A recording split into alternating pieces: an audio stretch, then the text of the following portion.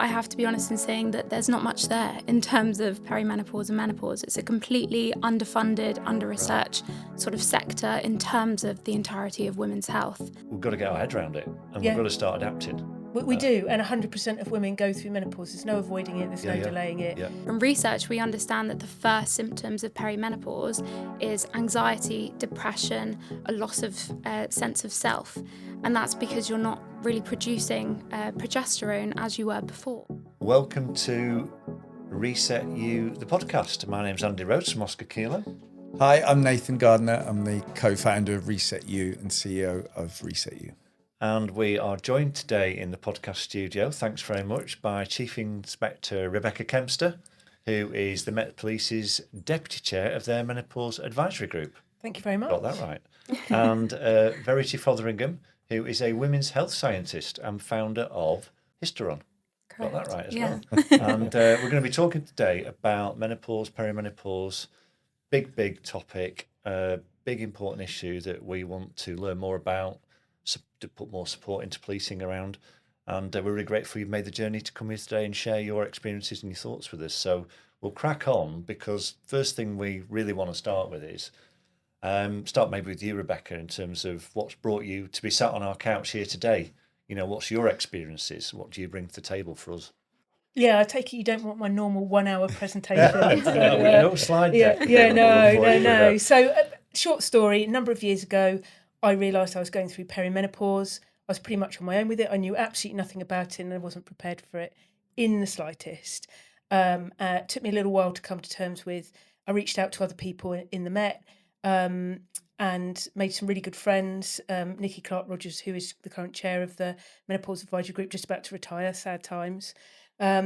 And we realised that the support that we gave each other was absolutely invaluable. And we didn't want to feel alone. There'd already been a MAG created, and we kind of joined the MAG, and then eventually became chair and deputy chair, and wanted to use our experience, lived experience, to teach people, and just share, and share with other women as well, to make sure that they knew that they weren't alone.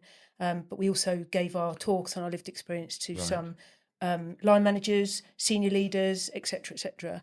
And then somehow, and I'm not quite sure how you came to hear of us, invited us to one of your conferences, your annual conferences, and we came and gave our sort of lived experience presentation. And then I bumped into somebody. Was it your uncle Verity? Yes. At that conference, who gave me Verity's contact details, and then I introduced Verity to you, and then here we're all sat not long after, really. Not quite sure how I got I'm just here. before I bring Verity in, because I think that why are we reaching out? I think it's on a pragmatic point of view. You know, we've all, there's been a big drive to be more representative in police around gender. And we've started to get there compared to when I joined, right? And we've got some real role models, as you know, you being one of them, in senior positions.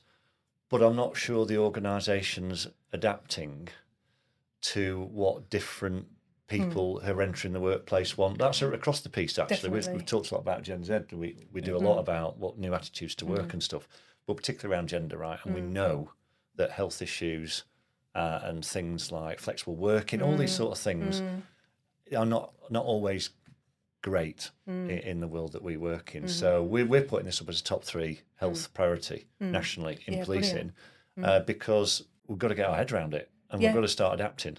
We do, and 100% of women go through menopause. There's no avoiding it, there's no delaying it. Yeah. In fact, some women are brought into it early because of medical conditions that they have, or other, like, for example, some cancer treatments bring women into menopause early. So we've got to be talking about this, and we've got to be supporting women in the workplace, not just in policing, but definitely in policing. And we haven't caught up. We definitely haven't. What we want to do in our conversation today, Nathan and I was chatting about this, was blend the lived experience of this from real people facing real challenges with the science, so that people who are watching this who don't know anything about it can learn and understand it, and people who are going through it can realise they're not alone and also find out there's help out there. So from your point of view, Verity, women's health scientist, What's that about? Tell us what you do and, what you can tell us. Yeah, absolutely. So my background sort of came from research and wanting to research perimenopause and menopause at a few institutions. And to be honest, so my interest is data, and I'm big on data. And I have to be honest in saying that there's not much there in terms of perimenopause and menopause. It's a completely underfunded, under-researched sort of sector in terms of the entirety of women's health. So for me, I decided to kind of say, why not? If I could try and create some sort of data pool myself, utilize tech and AI to be able to look at risk profiles, predict patterns within women within a certain sector. So I founded my company for that reason. So the sort of main aim of my company is basically to create the first AI predictive model for perimenopause and menopause based on real life data. So in order to do that, what I started doing, and why I guess I'm here today, is I just started talking to women and really researching and understanding pain points, problems, understanding the educational basis of when do women actually learn what happens. Is it, beforehand? Because, I only learned about it because I did a master's in it. And that's, the realistic side of this is you don't learn until you actually go through it. Yeah. On top of that, I actually thought, there are some workplaces that have policies in place, which may be policies that work for women who are primarily in an office space, right? But you've got to think about other sort of jobs and careers where you're not able to say, hang on, let me take a second and walk out the room. For example, policing or teaching. If you're in a different environment where you're doing, crazy shift pattern work, or you're, out on the streets or teaching, for example, you might be stood in front of 30 children every hour of every day. You don't really have a minute to go, hang on, let me just, sort myself out. So actually talking to women in those sorts of careers as well has really helped sort of understand where these sort of pain points and problems are within businesses and within infrastructure, which I'm sure we'll get onto in terms of understanding and flexibility. But really, one of the big points of my sort of company is obviously I am not in that stage myself yet, but it's really pushing the educational side of this and actually getting women of my generation and younger generations to understand perimenopause and menopause so that they have the understanding for themselves, but also the understanding and empathy for women going through it, whether they work with them or live with them. We all will go through it, as Rebecca said. So it's really understanding that from an educational perspective as well. I consider myself pretty well informed on the wellbeing side. Yeah. But we've not been talking about this. No. And I made a comment to you before we started recording, going, if you go through, and you went, no, hold on. Everybody goes through this. And it's like, you learn, there is so much to learn. Yeah. And I think to want to learn, we've got to take the fear out of it. And that's what we want to talk about. So in terms of your sort of experience of this in an organisational setting, Rebecca, just talk us through how this has manifested itself in the day-to-day experiences that you had. From a personal perspective, were you on what Verity's saying? Were you totally, you didn't see this coming? No, not at all. And then what happened at work? You know what I mean? So not at all. There's two aspects. There's the mental health aspect to it, but there's the physical aspect. And I think most people assume that it's all physical, but it was the mental health aspect that hit me first. Although what triggered me to go to the doctor was I had a mid-cycle bleed, and you should always get those checked out. Yes. The doctor, and I knew something was going on. The doctor had said have a blood test. The blood test came back with nothing, which is pretty normal because perimenopause symptoms don't often show up in blood tests, which is why women have a battle to get their GPs sometimes to listen to them, because it will show up nothing in a blood test.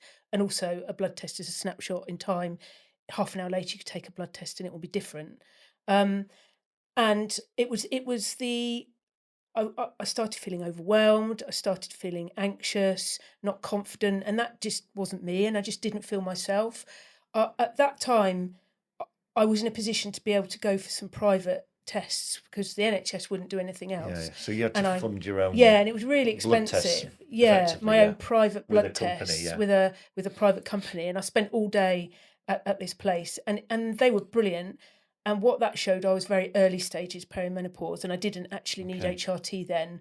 My journey's moved on since, but that, if nothing else, gave me peace of mind. And that was really important. Okay, I don't need anything else, but I am at the start of this journey, and that's when I started to research it. And then my symptoms kind of progressed and have morphed into some physical changes. Again, mental health issues have come and gone. Now the primary issue is around my bleeding, more than my mental health, and sleeping is another problem. So at the very beginning, I didn't have a clue, and my mum didn't talk to me about it either. She would mention it, but it's not something we sat down and discussed. So mother and daughter have never passed on. Not You forget about that, don't yeah, you? and I'd be being unfair if I was saying it was never mentioned, but it was nothing that In her world where she lived, it wasn't something that you just sort of have to. Yeah, she called it the change. It's called the change. Yeah. And we never had any sort of. She never sat me down and said, "You're going to go through this, and this is what it was like for me." It's only since I've been going through it that I've said, "What's it like for you? Am I going through the same symptoms you were? And when did you stop perimenopause and go into menopause? Because menopause is classed as 12 months without not having a period." And she was 52, and I'm now 52, and it's still ongoing. I'm thinking, please, this is meant to stop now. So so it's been an interesting journey. It's still carrying on. I think when I spoke at the conference, I was in one stage of my symptoms, and now it's different. Now it's even more physical. The bleeding's got heavier. The pain's got worse. Now I'm going to a gynecologist, and I wasn't in that position a year ago. So it's an ever evolving sort of situation for all women, and what's really hard is all women are different, and I'll have so the symptoms that present are very different for every woman will be different. Every person they're quite unique, aren't they? I mean, just give us, not particularly from yourself, but from your colleagues, the network, what are the sort of symptoms that, because I think a lot of people just don't even realise. They stopped. They did have a list at one point of a certain amount, but they've stopped because it was too big a list. And it's growing, and there's still more being added all the time because so little is. I've heard of brain fog. I've heard brain of fog, hair thinning. Itchy ears. It's really itchy ears. Itchy skin tinnitus, itchy skin. And then there's the mental health of overwhelm, anxiety, loss of confidence, the lack of sleep feeds into that as well. So that's the point we've been really picking up from the work we've done. Yeah. And then one of my colleagues, she's lost a tooth, and that's attributed to menopause as well. Achy joints.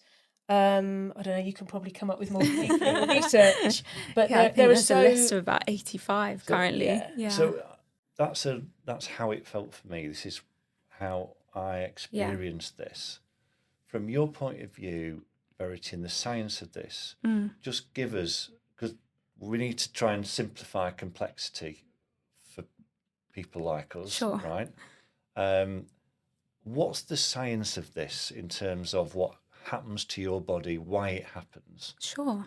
I guess, should I give a bit of an overview of your cycle and then how? Yeah, of course. So an easy sort of analogy for a woman's cycle, and this is pre-menopause, I'd like to say is the seasons is quite a good way to understand it, So if we're talking about the menstrual cycle, the first couple of days, 1 to 5 days on a typical 28-day cycle, I would say is winter.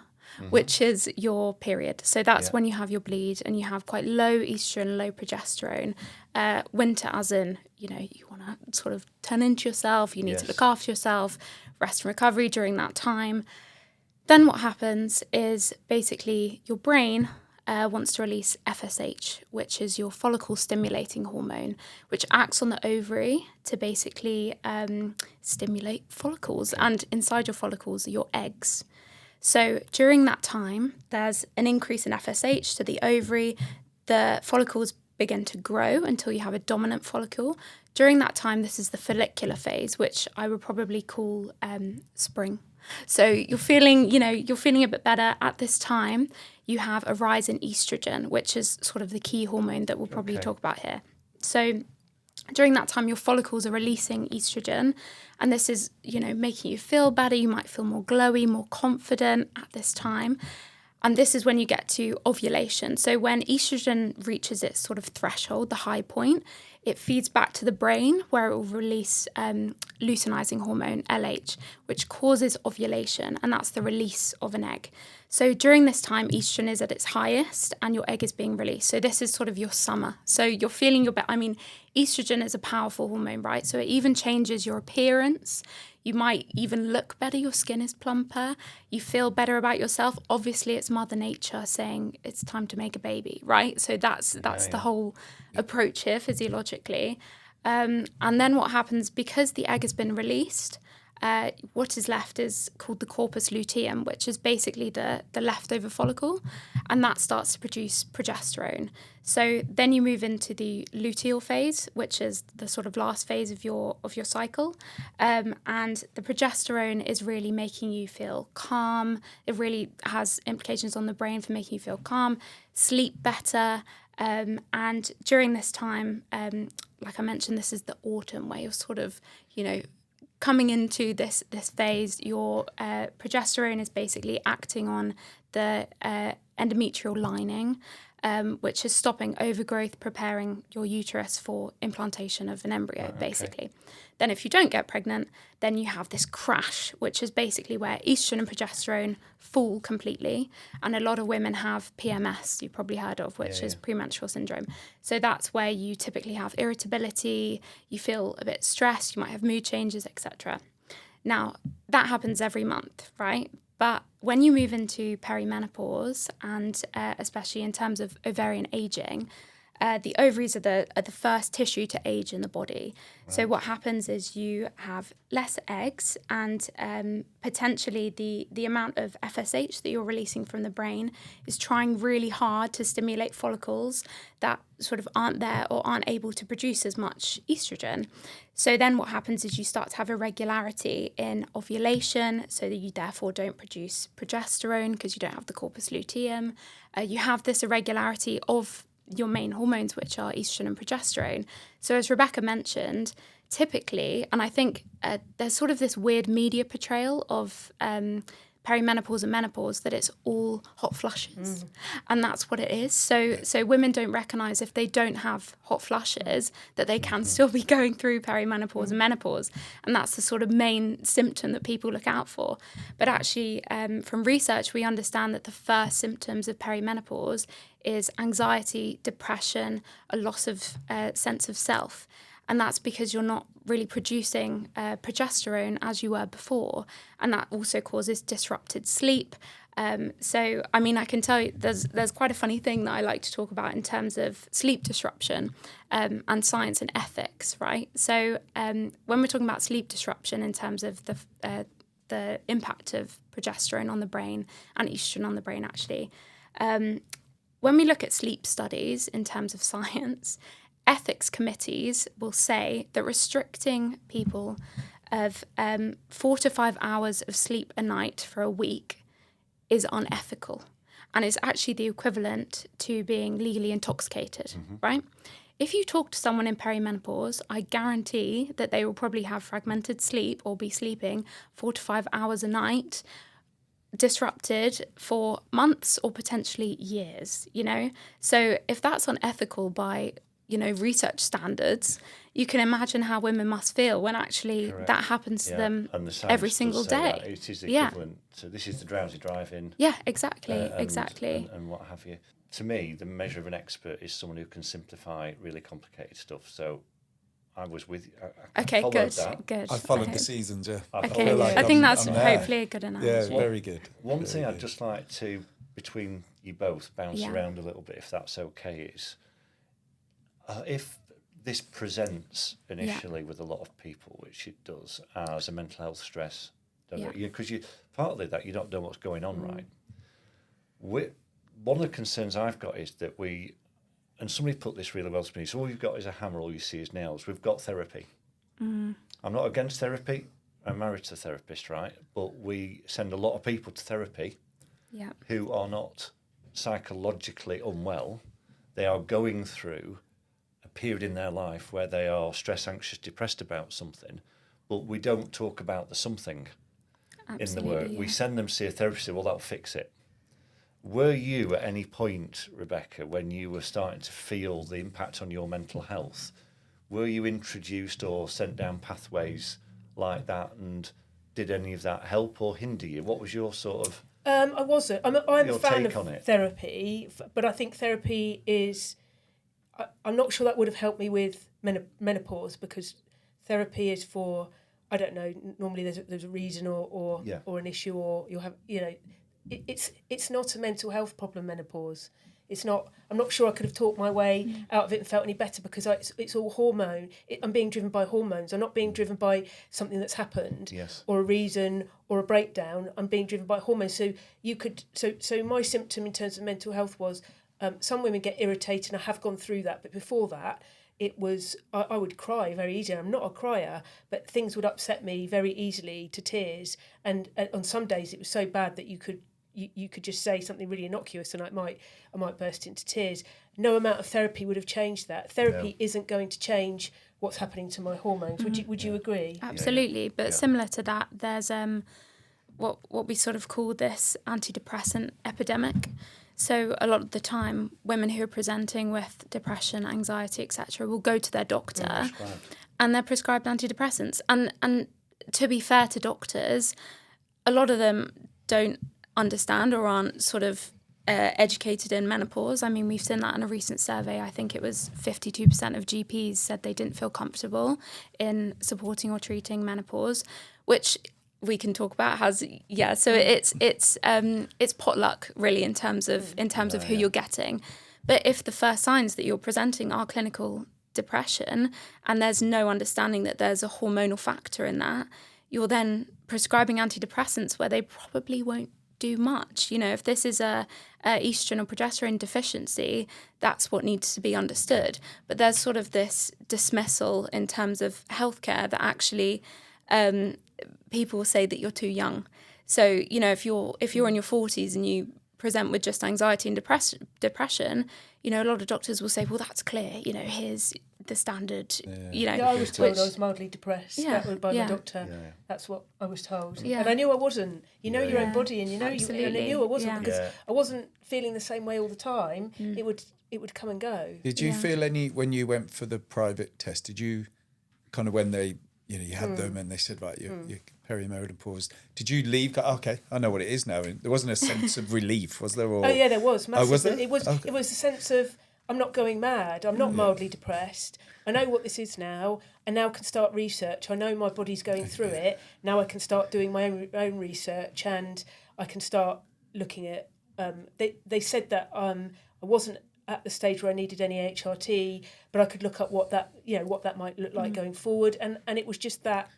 It was just that relief that it wasn't anything more serious, for one thing, and also that I wasn't going mad, that I hadn't, because my doctor, I mean, I've since gone to a different doctor I'm very lucky, I've got a really good GP, but I got sent away thinking that I was a bit mad, or that maybe this wasn't happening, maybe I was making it up, and maybe it was because I was working shifts at the time, maybe it was work, maybe it was my shifts, and I just thought, this doesn't feel right, so yeah. So we talk passionately about how health in the workplace is actually the defining issue about whatever's bothering you about your business, and in policing our businesses, protecting the public, then health is the defining performance issue. It's the ethical issue. It's the retention, the attraction. It's all that sort of stuff. And we're not good enough at speaking about it. A lot of people actually think policing is different for some reason, right? But it's actually worse because of what policing entails. We're trying to progress towards a more representative workforce. And as I said before, we're slowly but surely getting there.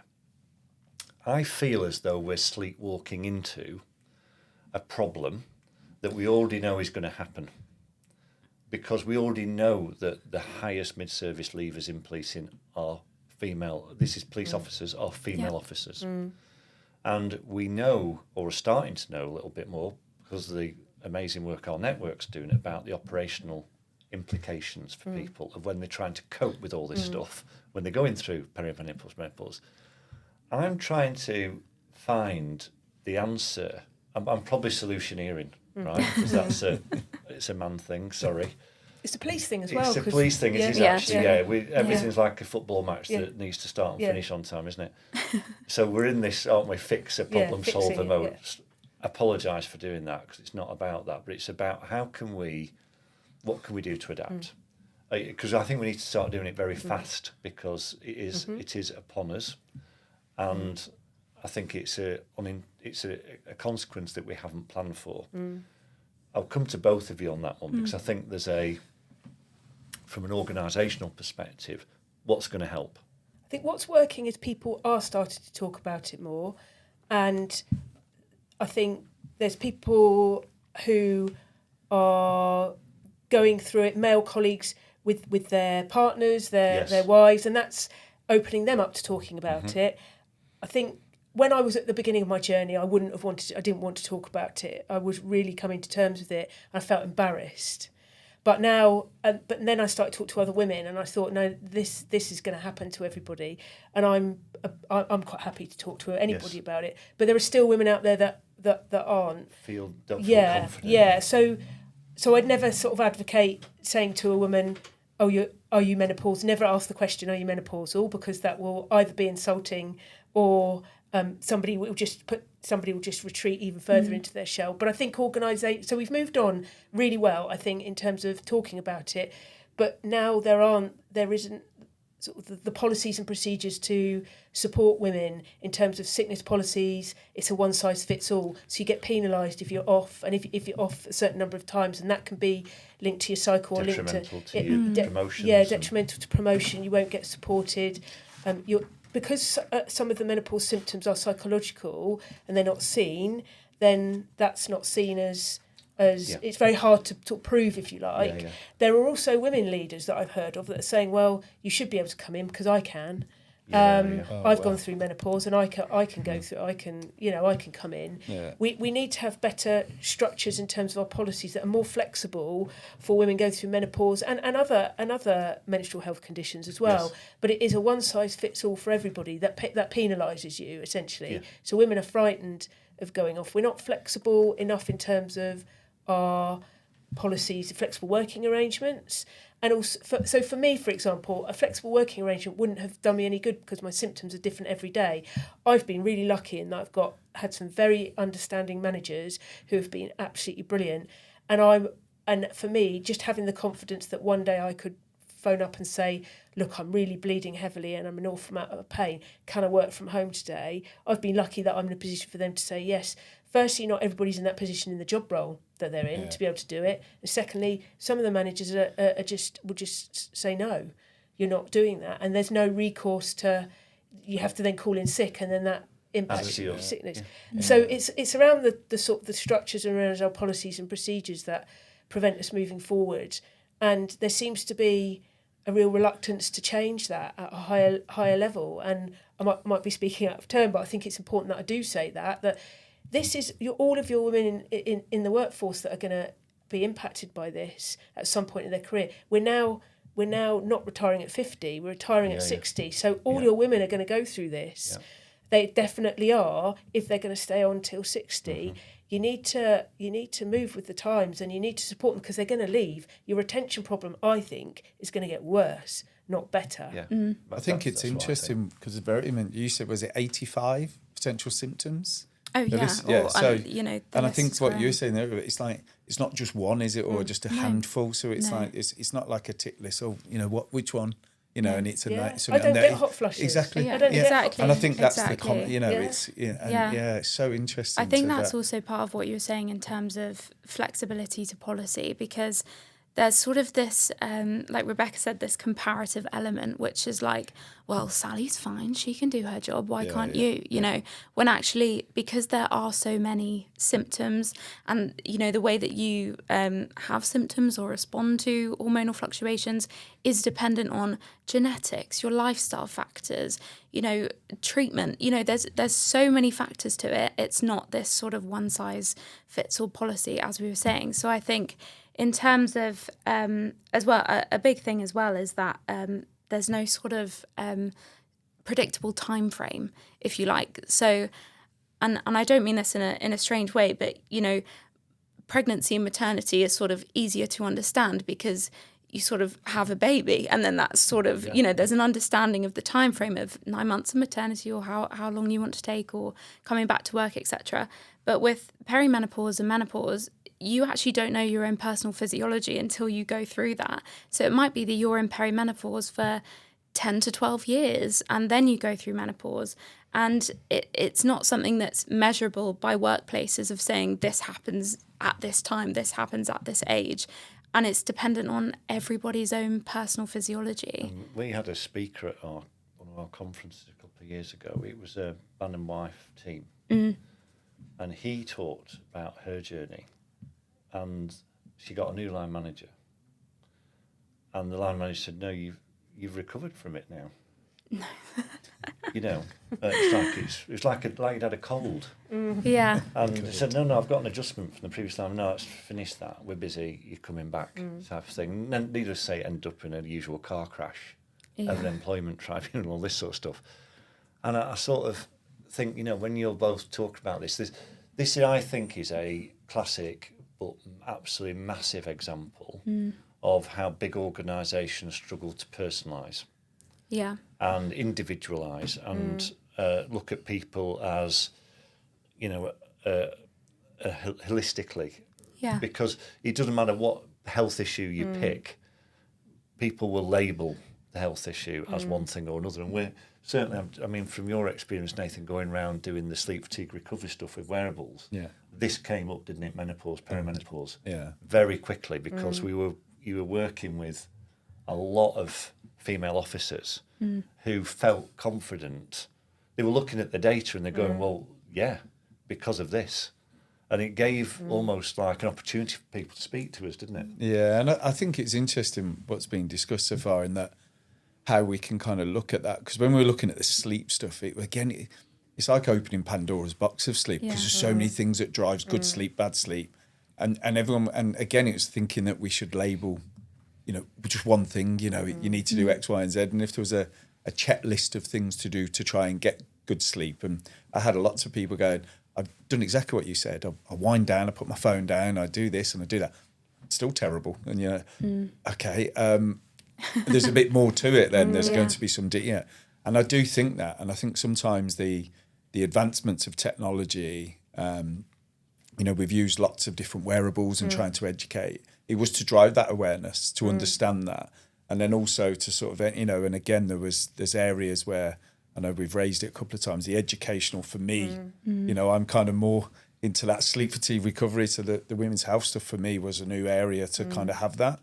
And what we were trying to do was arm people with that kind of, can we have this bit more, and there was stuff that we were looking at in terms of like fluctuations of heart rate, the changes in HRV, when's that happening? How does that impact them when we're having rise of cortisol levels at certain times? Yeah. Because it's job related, nutritional choices, exercise modalities. And it was, and then it felt like, wow, we've got a lot of work to do. Yeah. We have got a lot of work to do as a team to try and really sort of. I think did you say before you were an hour? Did you have an hour ring? I did, yeah. It's slowly. I love a wearable, but the battery ran out. And so I'm just wondering, I love a wearable. because it's of interest this to me from your experience. Did that, because there is, and you were sharing some stuff with me the other day about, there is some research about wearables can stress you out. Well, I've experienced that, because Nathan's took every single wearable on the market on himself over the last sort of 3 years. But did it help or hinder you? What was your experience? A bit of both, really. I think what I did stop doing was listening to my body, and I'd look at my app instead and go, I've had a really good sleep because the app says it. So I'm feeling tired. That must be my body lying. And I forgot to listen to actually my body. Why do I feel so tired when it's giving me an 85 score? I know, but it was really interesting for me to see, because I've never been brilliant at sleep. I'm a very light sleeper, and this is just sort of just a whole new level of sleep deprivation. So it was important to me to sort of have a look at my trends, and I like the trends and the analysis, but I had to stop myself and go, listen to your body at the same time. You're feeling absolutely shattered, and the ring might say you've had the best night's sleep in months, but you're not feeling that. So what, you know, because it's not picking up all the data, is it? Yeah, exactly. So I think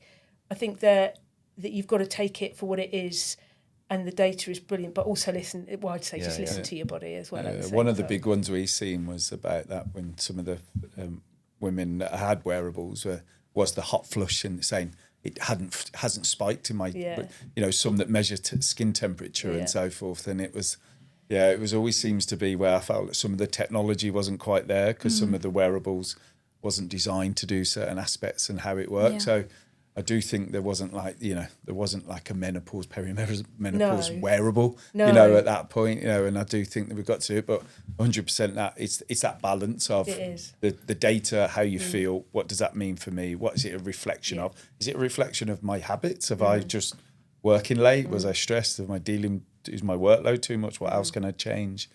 So what you know, in terms of the blood tests, the assessments, and the as I sort of understand it, I'm not an expert like you. It seems to be a little bit trial and error to see what medication, so HRT and other things, can help improve things, because it is such an individualised experience. Yes, yeah. Is the technology, the blood tests and stuff, is that getting better? Because it's still, you know, it's still expensive for people. You absolutely. more or less got to pay for this all yourself, right? Yeah, exactly.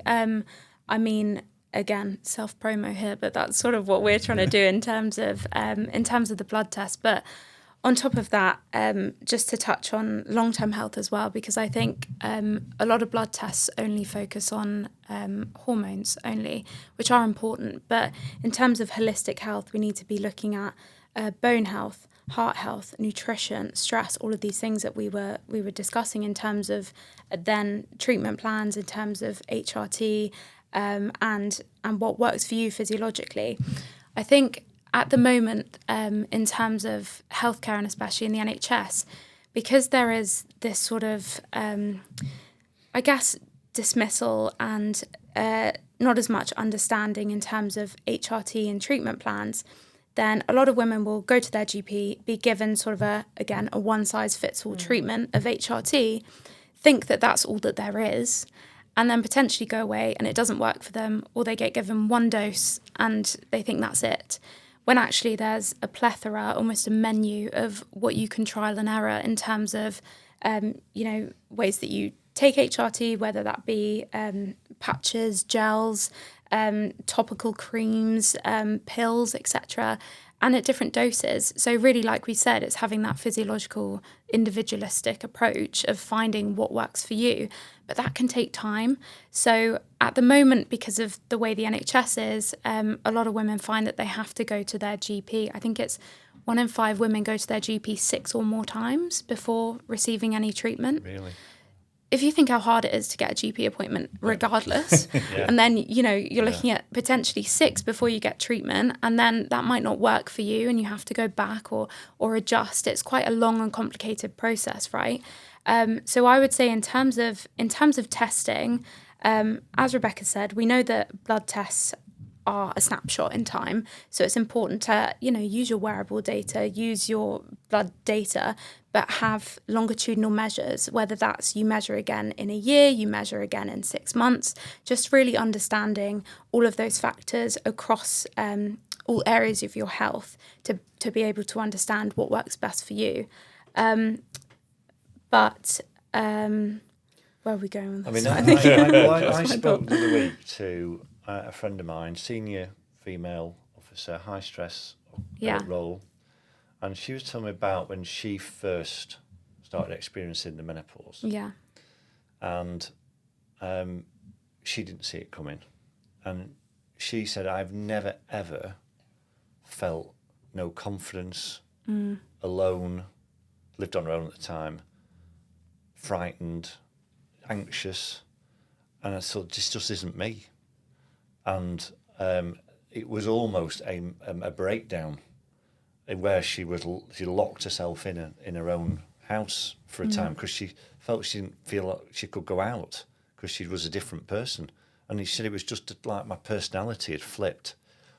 she will say that her HRT had changed the game for her. Yeah. And many people will say that. So is it the silver bullet?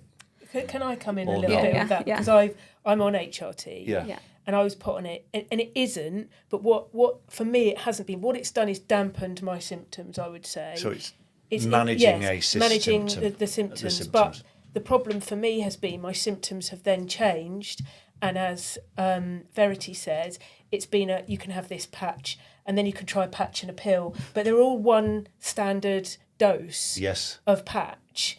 Now I'm at the stage where, because I've had a problem with bleeding and I've gone to a gynaecologist, they fitted a coil. Right. Now the bleeding and the pain is not so heavy at one time, but I'm bleeding all the time. Right. So now I've got to go back to the gynaecologist and go, do we try something else? Yeah, and potentially the next thing is potentially so surgery. one thing has an impact here, and exactly. So for we shouldn't. I don't think we should assume that HRT is the silver bullet, because there's lots of women that can't take it as well, for medical reasons, and it isn't the silver bullet, because I think people think it is, and it isn't.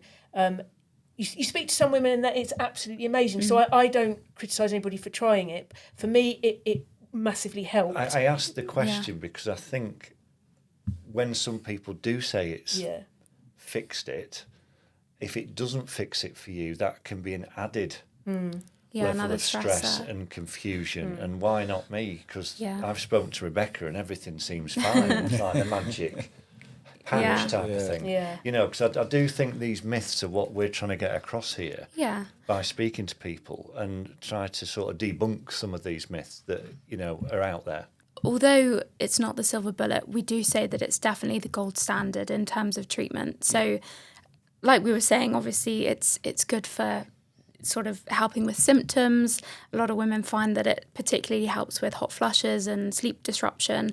But again, it's that whole point of actually we need to be tailoring it for women, and that changes over the course of your life as well. So it's not just that you hit perimenopause and you have the same dose for the rest of that time. It's that there should be this opportunity to come back, to change, to understand, you know. So I'm going to ask you a question, an organisation, and Nathan's going to ask you about something about yourselves in terms of resetting. I'm a line manager. I'm a man. How do I communicate with you about this particular issue? You've said you've had some good experiences with line managers. What defined that for you? You know, because we've heard stories and we've spoken to people. So, you know, my inspector thought he was doing well. I came in the next day and there's a fan next to my desk I heard that one. with a post-it on. And I thought, bless him, that's probably what I would have done. Are you with me? I'm trying to help, right? A man, I'll do something like practical, buy a fan. And it really upset the person. Do you know what I mean? So it's like, right, how can we...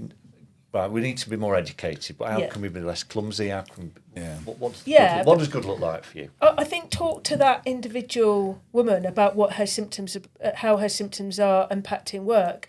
You've got to be a bit mindful that some women, if a woman has come to you and saying that, look, I need to speak to you as my boss because my menopause symptoms are affecting me, that's a big thing in itself. That takes a lot of courage. Do not dive into the nearest cupboard to avoid it. Take it seriously, because it's taken a lot of courage for that woman really to get to that stage. Listen to what she has to say and listen to what she needs, because every woman is different.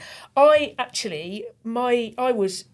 huge stress was taken away by me just asking a manager, if my bleeding is really bad one day and I ring up and say, I'm not going to need to work from home, is that okay? And that manager saying yes. I actually then I think I've only done it once and needed to do it once. It was the fact that was there if I needed it.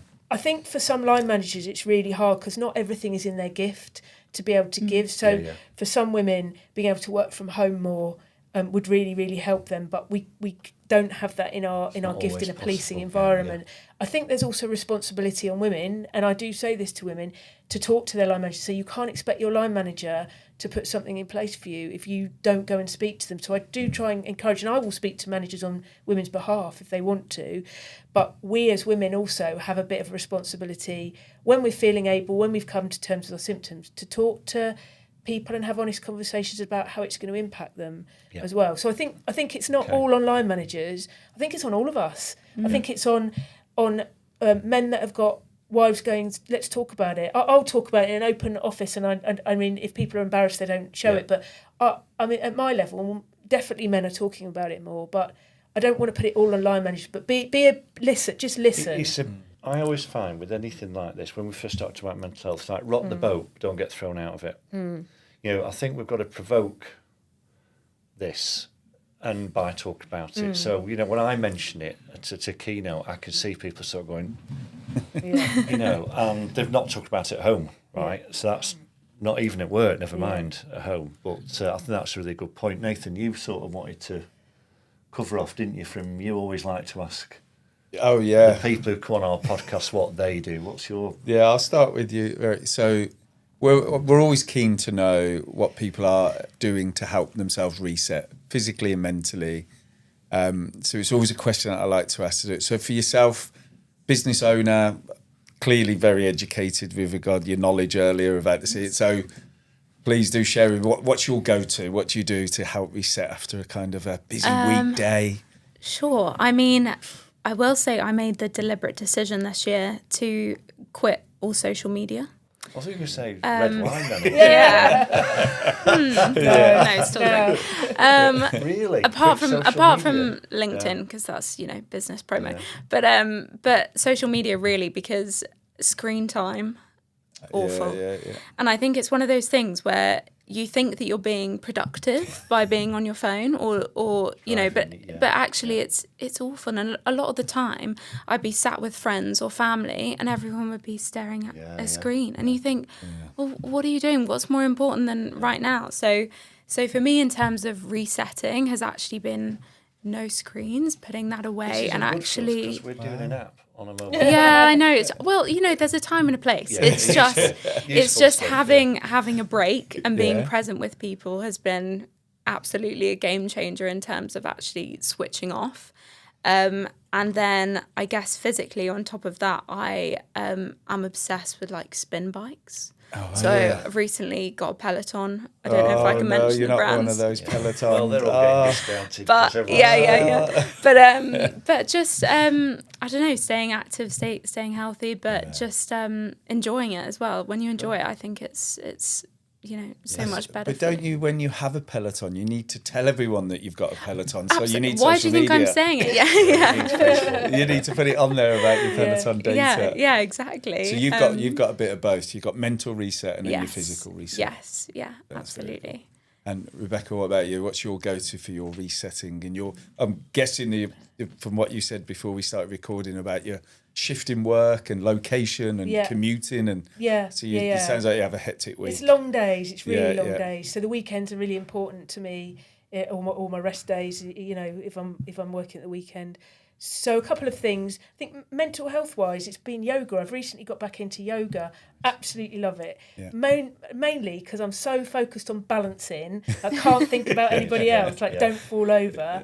And also, I moved sort of 3 years ago, and I live near the coast. And I'm one of these crazy people that go sea swimming all year round. Right. And there's nothing like trying to sort of brave the cold icy sea to take your mind off of everything else, but you feel so invigorated afterwards. Absolutely, it's strange, and there's been lots of sort of science behind it, hasn't there, more recently, because it's got so popular. We've had on the podcast Operation Surfwell from down Devon and Cornwall, the police officer that started surf therapy. Wow, brilliant. And then we had the Breath Connection on, you do breath work and cold water. So we've covered a bit of that. No, I love it. We both get into the swimming and stuff, the cold water. No, it's brilliant, and just being by the sea and just being a lot of science behind it. And also being with friends and just social connection, just social connection, and not talking about work and so I think it's not one thing. I think it's a number of things for me. Are you part of the? Because I always see this on. They get the Christmas Day swimmers, don't you? Oh yeah. I do. You know when you go see people on Christmas Day and they all meet up in the morning. I do. But I do that all year round. I don't just do it. So you don't have to do it one day. I think Christmas Day this year is going to be about 18 degrees and raining. So it's cold. Sounds great. Listen, I think there's another podcast here in people wanting to return back to some of the natural stuff that we all talk about. That's the simple things in life. Yeah. Social connection, fresh air, bit of movement, daylight. These are all the things we talk about in terms of recovery. And one of the signals, I think, is how many people are buying the old record players now with vinyl. There you go. Yeah. Right, it's Just got just one. that is an example of people want to touch and feel and more of an experience rather than just go on, you know, a digital platform and get any record you can possibly get. So I think there's another podcast in that one. Yeah. Because we are seeing huge interest in nature-based therapy. Green space, it's social prescribing, and we think that appetite is an opportunity for us in the world of wellbeing, to give people choices to access that sort of stuff. And simple things like last night, I got to stay with a friend in the week, so that I don't have to travel so far. And we decided we both got home from work, we'd go out for a walk, look at the local Christmas lights with a mulled wine. And I realised because I find it really hard to fit in exercise with all my commuting. And I felt so good afterwards. I thought I'm going to make a conscious decision to just go out for a walk, even if it's just for 15 minutes, because I'm in an office all day, especially this time of year when it's getting up to the shortest day. I really felt great afterwards. It was really great. So I think even the simple things, and sometimes you lose. And I think that's where we need to start rethinking this. Yeah, it doesn't have to be intense cardio. We're all told we've got to do 20 minutes of this and that a day. And I get a bit obsessed with, I'm not exercising, haven't got my exercise in. Just go for a walk for 20 minutes. Yeah, that's why we've got it in the ResetU app. We've got movement as one of the key pillars, but we've just got it as time. Yeah. It doesn't have to be this steps and the magic 10,000, which is it's not actually any science behind that one. But the fact is about minutes. If you can go 5 minutes today, could you do 10 tomorrow? Yeah. Maybe I'll catch up with the weekend and I might do 45 because I didn't do much. So it's about that, wasn't it? So frequent sort of regular movement. It'd be great. Well, thanks very much. No, thank you. You've shared a lot of personal information with us today. We wanted to get that message out to people and the science behind it. You've demystified it. I've got it to be reminded now. The seasons of the year was a great way to put that across. And I think as well, what's a good line manager look like as well, Rebecca, is a big one for this podcast.